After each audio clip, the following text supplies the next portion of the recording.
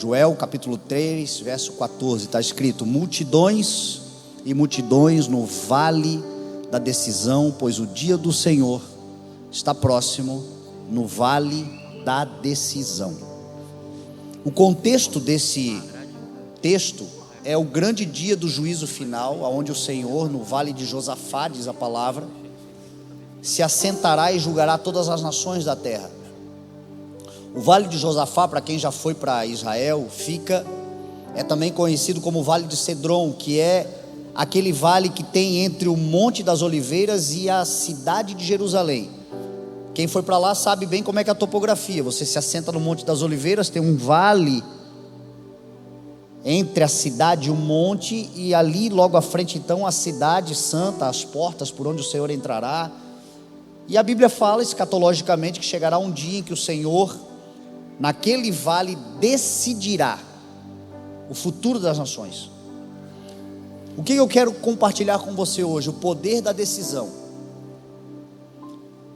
A questão de Deus decidir já não é mais propriamente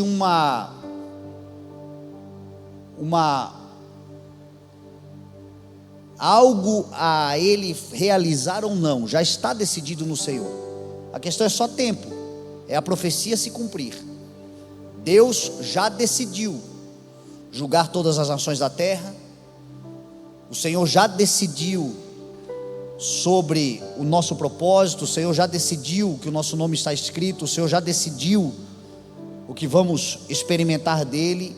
E o tempo em que Ele está esperando para que isso se manifeste é aquela palavra que diz: esperando para que ninguém se perca, mas para que todos cheguem ao arrependimento. O Senhor não demora na sua promessa, mas Ele é paciente, esperando conversões. Por isso que a igreja que quer que se cumpra rapidamente a volta do Senhor Jesus, e de fato a transformação e os novos céus e terra prometidos, aonde não haverão mais injustiças, ela apressa a volta do Senhor pregando o Evangelho, tomando a decisão de manifestar o reino de Deus, propagando a palavra do Senhor, pregando o Evangelho.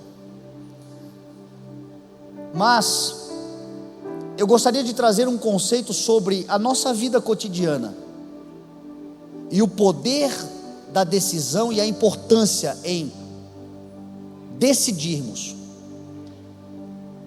e realizarmos as coisas de Deus. Todos os grandes homens e mulheres da Bíblia que você percebe que desfrutaram das promessas do Senhor, eles tomaram uma decisão. E a decisão tem a ver com convicções. Todos nós, antes de decidirmos, temos que ter as nossas convicções, fazermos as nossas avaliações, para tomarmos a melhor decisão, a decisão correta. As convicções são importantes. Só que algumas pessoas entre nós, o problema delas não são as suas convicções. Elas já estão convictas de tudo que precisam fazer. Elas já se convenceram da verdade, do caminho, do propósito. As convicções já existem, mas apesar das convicções, as decisões não são tomadas. Você não está em dúvida em relação ao que Deus te mandou fazer, te ordenou, te aconselhou, te instruiu, te mostrou. Você não tem dúvidas, mas apesar da convicção estabelecida, você não toma uma decisão. E sem uma decisão, Deus não faz acontecer. O ser humano precisa decidir. Convicto e decidido. Não basta ser convicto apenas. Você crê? Eu creio. Tudo bem, até o demônio crê. Você tem fé? Tenho. Tudo bem. Muita gente tem fé. Talvez tenha uma fé maior do que a nossa. Só que tem gente que, ainda que tenha uma fé pequena, decidiu. E tem gente com uma fé extraordinária, mas é indeciso. Então não se trata de não ter convicção. Você está convencido, mas você não toma uma decisão. E porque você não toma uma decisão, a vida não anda. as coisas não acontecem. Tem hora que você precisa dar um soco em cima da mesa e tomar essa decisão. A partir de hoje, deu. A partir de hoje, vou fazer. A partir de hoje, está estabelecido. E a partir do momento que você toma uma decisão, você vai fazer, porque você vai honrar a sua palavra, você vai honrar o fio do bigode, você vai honrar a sua honra.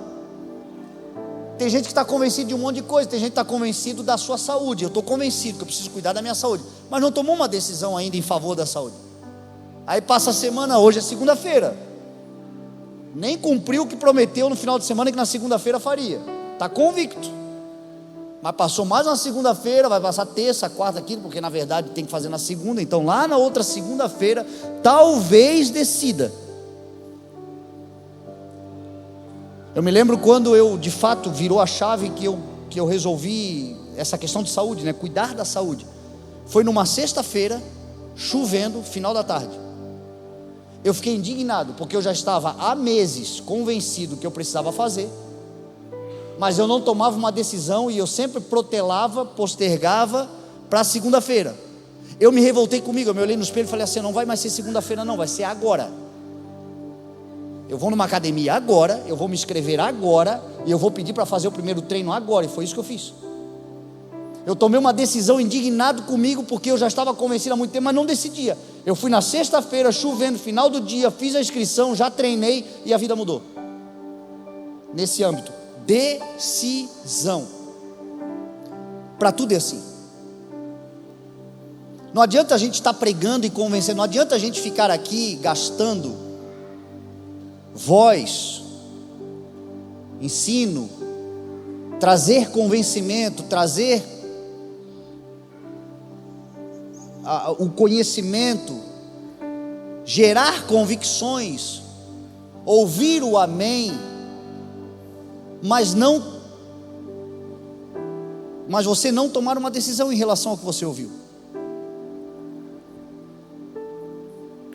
De fato, seja ministerial, seja familiar, seja profissional, está cheio de pessoas convencidas de muitas coisas, convictas de muitas coisas, mas indecisas. Então, se te falta convencimento e convicções, ok, a palavra é importante para isso. Não tome nenhuma decisão sem convicções. Agora tem uma frase que eu gosto muito, e que eu uso muito na minha vida: uma vez que você está convicto, uma vez que você está consciente, uma vez que você já tem todas as informações, uma vez que tudo que você precisava para se convencer já lhe foi dado, o ferro se entorta enquanto está quente. Tem gente que deixa o ferro esfriar, perde o tempo da visitação, perde o time do crescimento, perde a oportunidade de negócio. O meu pai costumava dizer que oportunidades são como um cavalo que passa um encilhado, e você tem que dar um jeito de pular nele e montar nele, porque você sabe que é uma oportunidade, você está convencido, é a oportunidade. Não, deixa passar. É convencido, mas é indeciso. A vida está passando. Então, se eu puder deixar uma palavra para você hoje, se você já tem a convicção que você buscava. Olha Abraão, ele estava convicto que foi Deus quem falou com ele: sai da tua terra, sai da tua parentela, vai para a terra que eu te mostrarei.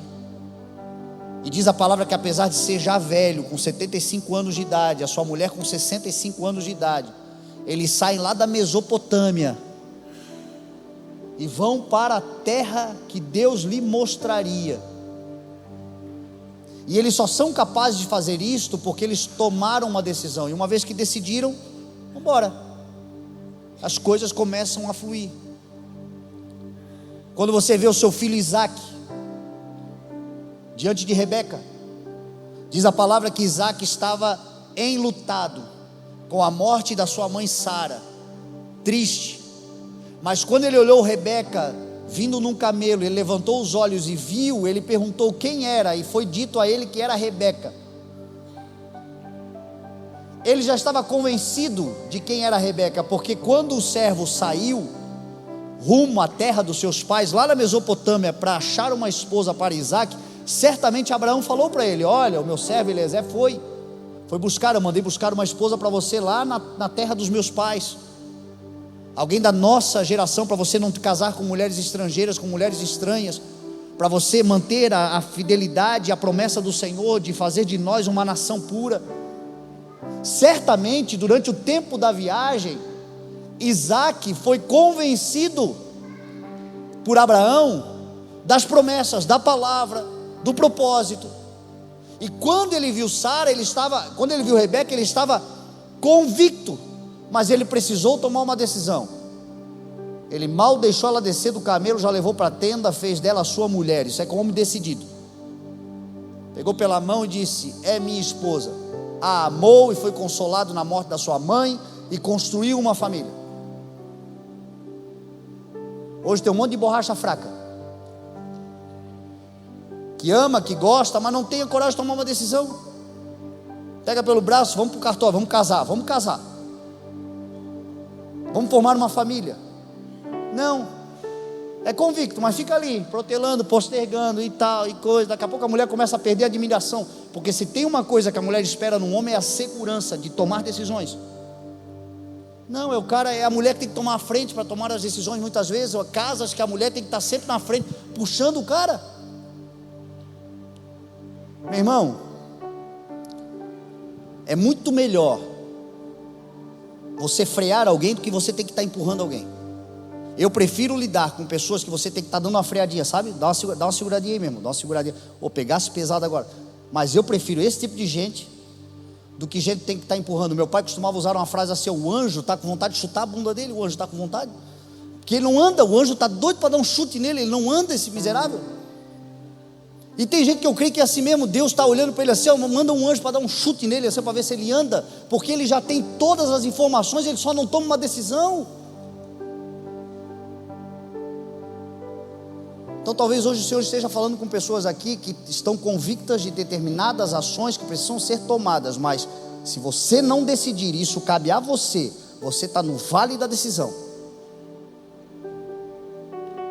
Se você não decidir, o ferro vai esfriar, o tempo vai passar, outras coisas vão acontecer e você vai ver gente usufruindo do que era para você, e depois não adianta reclamar.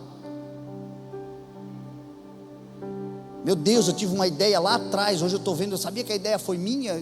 Pois é, mas e a decisão foi de quem? Quem é que se beneficiou? Às vezes até ouviu a tua ideia, ficou quietinho, foi lá e tomou uma decisão. Porque também está cheio de gente convicta, contando as suas convicções para os outros, mas não toma decisão. Aí alguém olha assim: meu Deus, era isso que eu precisava na vida. Aí o cara vai lá e toma uma decisão, usufrui do benefício da decisão que tomou, e você fica: Senhor, quando é que a porta vai se abrir para mim? Quando deixar de ser frouxo e começar a praticar o que você já está convicto. Se você tem dúvidas e precisa fazer prova com Deus, faça. Faça com temor, faça com reverência. Mas olha Gideão em Gênesis capítulo 6. Gideão bota uma lã numa eira da porta e diz assim: Senhor, se tu vai me usar mesmo, porque ali não era ele duvidando de Deus, era ele duvidando dele. Não duvide de Deus. Mas se você tem limitações, deficiências, falta habilidade, tenha o bom senso de duvidar de você mesmo. E diz: Senhor, foi o que Gideão fez. Gideão disse assim para Deus: Deus, se tu vai me usar mesmo, eu sou o menor da minha tribo, a minha tribo é a menor de Israel, eu sou o vice-treco do subtroço, olha bem para mim, eu estou escondido dentro de um buraco, malhando trigo, tu vai me usar para libertar a nação de Israel, Senhor? Tem certeza disso? E eu acho que a humildade antecede a honra mesmo. Gente que se acha demais, a palavra diz assim: não é aprovado aquele que a si mesmo se recomenda, mas a quem Deus recomenda. Normalmente, naqueles que são chamados por Deus mesmo, eles se sentem ineficientes diante da chamada. E aí eles vão fazer prova com Deus, não para duvidar de Deus, mas de si mesmo. Sou eu, Senhor? Tem certeza? Então eu vou fazer o seguinte: eu vou botar aqui uma lãzinha. Se por um acaso cair o orvalho hoje, molhar a lã, mas toda a volta ficar seca, eu saberei que o Senhor me escolheu. Amanheceu, estava lá a lã toda encharcada, que ele encheu uma tigela de água e o chão todo seco. Mas ele duvidava tanto de si mesmo, era tão inseguro, que ele disse assim: Senhor, não te ires contra mim, deixa eu te fazer mais uma prova. Eu vou colocar a lã de novo. Se agora molhar em volta e a lã ficar seca, aí eu não tenho dúvida nenhuma. Pois no outro dia ele acordou, estava o chão todo molhado e a lã sequinha. O que diz Juízes capítulo 7? Terminou a prova dele com Deus, para ele ter a segurança de que Deus realmente estava doido o suficiente para chamar ele. Em Juízes capítulo 7 estava ele com o exército diante das guerras, decidido. Deus já te convenceu, meu irmão? Tome uma decisão então e diga assim. Bota a faca na bota e vai para frente. Mas entenda isso: se você quer viver o que Deus tem para a sua vida, não basta estar convencido, tem que tomar uma decisão, tem que assumir os riscos, tem que acreditar no bônus, mas sofrer os ônus. A Elisa falou aqui, que se ela soubesse o que nós passaríamos, meu irmão, meu Deus, eu não quero começar a contar aqui tristeza, mas nós passamos muitas coisas para poder chegar até aqui, coisas que nos fizeram pensar muitas vezes na loucura que a gente estava fazendo, só que tinha tomado uma decisão, tinha convicção de que Deus chamou e tinha tomado uma decisão dizendo: Senhor, conta comigo. Eu sei que quem pega no arado e abandona não é digno. Eu sei que uma vez que o Senhor espera que eu viva pelo Senhor, eu tenho que estar disposto a morrer pelo Senhor. Então eu tomei essa decisão, acabou. A minha oração hoje com o Senhor é: Senhor, se Tu quiseres me parar, me para, me arranca, me tira agora. Eu tomei uma decisão. Não tem homem nessa terra que vai me derrubar, não tem homem nessa terra que vai me fazer desistir, não tem acusação, não tem afronta, não tem. Se não é verdade, se for verdade, eu precisarei ter a humildade de reconhecer, é verdade. Agora, acusação, afronta, humilhação, desprezo, razões que as pessoas, tantas delas desistem por causa das pessoas, por causa dos sofrimentos, por causa das frustrações. Meu irmão, o ministério frustra todos os dias, e não é só o ministério, é a vida mesmo. Qualquer coisa relevante que você vai fazer na vida, você vai sofrer frustrações. Michael aqui estava falando agora há pouco de uma frustração que ele sofreu com um funcionário bom que ele tem na empresa, que essa semana endoidou. A gente sofre frustrações, a gente sofre o tempo todo. Agora, se nós tomarmos uma decisão, nós teremos forças para avançar. A minha decisão que eu tomei em relação ao ministério que Deus me deu é tão forte que eu digo: Senhor, se eu estiver pecando contra o Senhor e cauterizado na mente, me mata, me leva, mas eu não vou entregar. Se eu tiver a consciência de que eu pequei contra o Senhor para não escandalizar a tua igreja, eu faço isso. Agora, a razão para largar, se for pensar em gente que critica a gente, meu Deus do céu, você vai ser alvo de crítica o tempo todo, você vai ser alvo de afronto o tempo todo, você vai ser alvo de acusação o tempo todo, você vai ser alvo de desonra o tempo todo. Só que se você tomou uma decisão, a crítica e o elogio têm o mesmo peso? Nenhum. Porque a tua decisão está tomada, você vai apesar das oposições ou dos favores. Mas tome uma decisão em nome de Jesus. Se você está convicto, tome uma decisão. Porque no vale das decisões, o Senhor prova que Ele decide as coisas, que Ele decidirá as coisas, que Ele não ficará em cima do muro. E aqueles que são filhos de Deus carregam o mesmo DNA. Nós não seremos o povo das instabilidades. Nós somos chamados de coluna e baluarte da verdade. Nós somos chamados de gente que sustenta, que estabelece, que mantém, que preserva, que afirma, que confirma. E esse povo é convencido pelo Espírito, mas o convencimento do Espírito levou a esse povo a tomar decisões. Isso o Senhor não vai fazer por você, é você quem tem que fazer. A função do Espírito de Deus é te convencer do pecado, da justiça e do juízo. Mas uma vez que você está convencido, as decisões quanto ao que é pecaminoso, quanto ao que é justo, quanto ao que é juízo, parte da gente. Então, se você precisa fazer provas com Deus em relação às dúvidas que você tem de você mesmo, faça todas elas. Mas uma vez que o Senhor te convenceu, tome a decisão e torte o ferro enquanto estiver quente, em nome de Jesus, e você vai viver de verdade o que o Senhor tem para você.